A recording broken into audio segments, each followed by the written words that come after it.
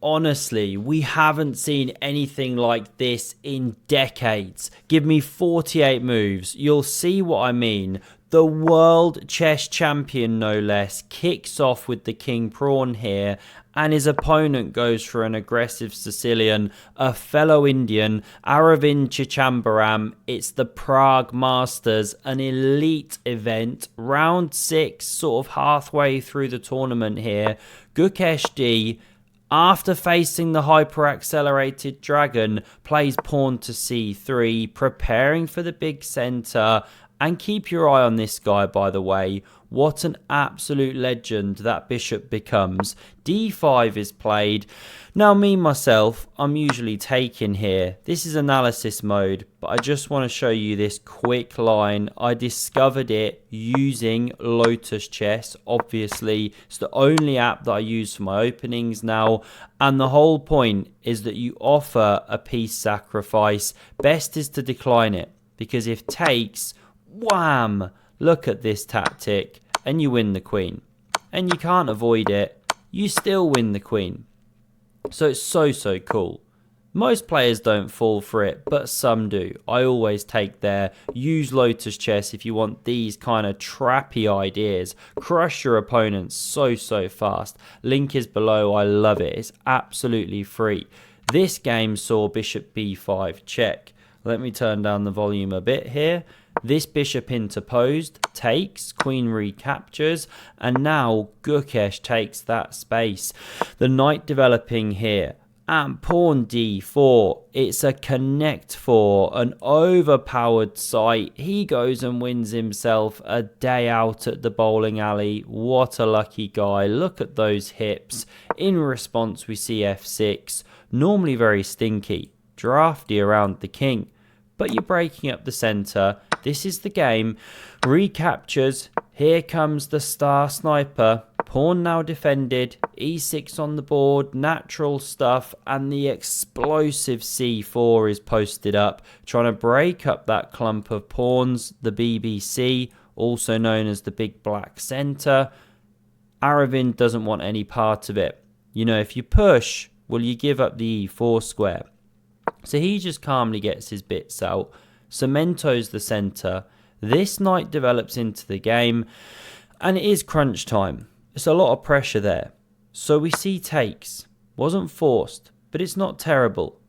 Captures with check, ruining the castling rights. Queen's in the blender. Rook check takes the open file. King sidestepping now. Don't ask me no, why not king c7? I guess it was to do with this check with tempo. I think we just figured it. Knight e4 is played in response, and it offers a central pawn here. If that's played, well, it's a different game. This knight can hop and hit stuff. This pawn is loose. So Aravind decides, okay, let's bolster the c-pawn, give the king a bit of luft maybe, connect those rooks soon. Knight d6 check on the board though. Forces the king to c7 here. Not this square. It's covered. Now we see knight g5. It looks absolutely woeful for black, but Aravind's hanging on in there, and watch this. He doesn't play the top move, defending with the knight. He takes the pawn. Very ambitious chess. Your king staggering around in the middle. You're munching pawns. And the best move is actually knight takes on c4, pressure against the bishop, and the initiative continues for white, who remains a smidge better. But in the game, not played, Gukesh goes for knight df7, also so natural, but he maybe underestimated the power of this next move. It's bishop d4, and it's no longer a bishop. It's Pope d the fourth. What a piece. We see takes with check. King staggers to the open file here. It is the best square for it actually, because now you hit this knight and you cover the d6 square. And so white has to go takes, only move to stay in the game. Pawn recaptures, a monster clump in the centre, and Aravind has now given an exchange in the corner, but look what he's got for it.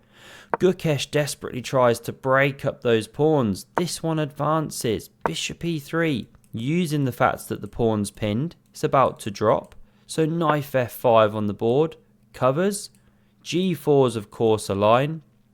Didn't explore it. I guess you start munching here. Not sure. Not played in the game though. Rook ac1 was. And you're threatening to win a pawn. This one's pinned of course. So in response, king e6. Now the bishop takes. In this endgame I gave a piece. And what we see is that one is sacrificing itself for 2 pawns so that Gukesh emerges with a rook and a pawn against 2 knights. And this should favour black, who remains a bit better. The king's so active. The knights are devilishly tricky. This one can't quite yet check, but there's always threats in the air. a5's on the board, h4 in response, a4. If pawn takes, well, they're doubled, they're weak, the rook slides, it's good for black. So we see rook d1, pinning.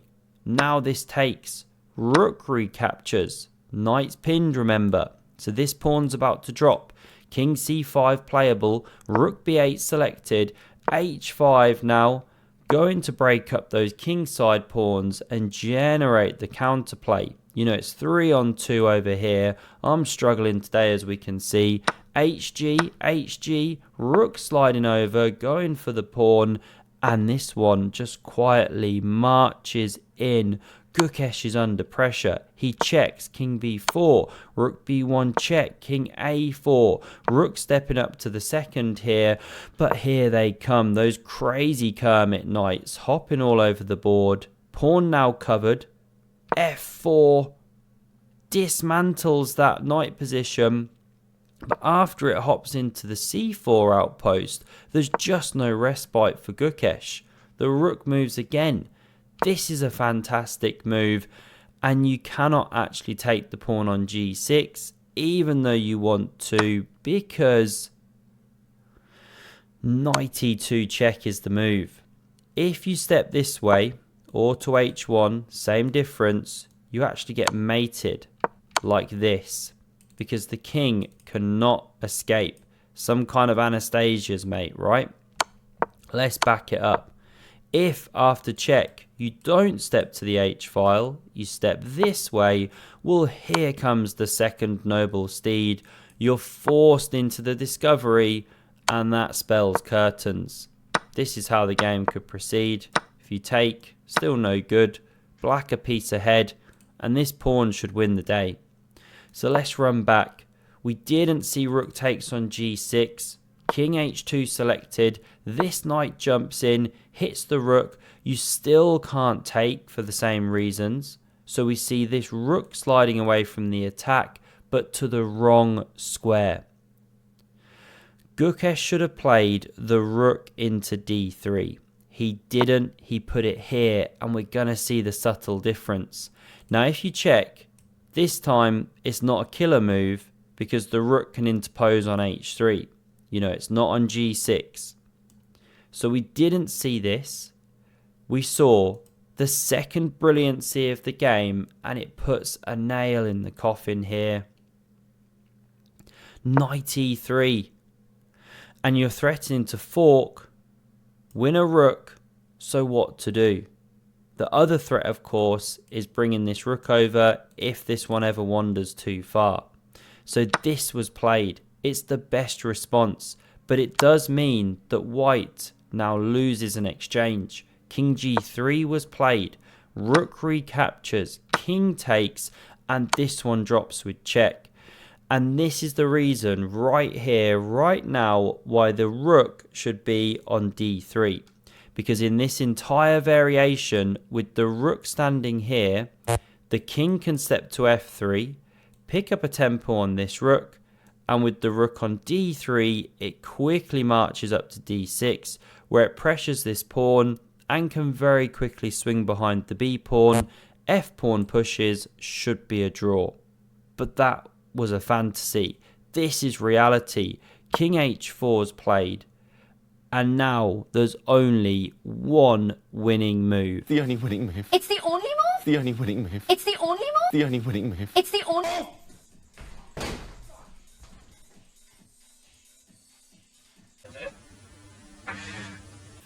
Aravind finds it. It's the move. Pawn pushing on before you can say the world chess champion is in disarray. It's Gukesh disarray. Gukesh destroyed. This is the winning move. I'll show you why. Rook e3 is now played. If instead of starting with b4, you'd started with rook takes here, then white wouldn't have to waste this tempo, could immediately come to the g file and hit this pawn, and it emerges a draw when all's said and done. But by pushing the pawn first, the rook stands here, stops rook g3, wastes a tempo here, and a critical tempo it is. Only now do you take. The same variation plays out, but this time black is killing because the rook covers the pawn, king preparing to march, but rook f1 now, red carpet rolled out, king g5, king a3, and we saw resigns. Aravind started with that and not the pawn push, so that when this pawn pushes, it's not check. And now he's prepared to roll. What to do? King takes, pawn pushes, pawn pushes, pawn pushes. You just can't get there in time. Try and cut it any way you will. This white rook can no longer stop this pawn, whilst also allowing the white king to munch this and not lose the f-pawn. It's a lost endgame. Gukesh D is crashing and burning hard this tournament. He's now dead last after Hans Niemann and Vincent Keimer just drew. Who'd have thought that? The world chess champion. We've not seen this kind of disarray of a performance in many, many years from a reigning world chess champion. Poor guy, do feel for him. Hope he can pick it up soon. Hope you enjoyed this one. Check out Lotus Chess below and have a look at the video on screen if you want some more epic chess. Cheers.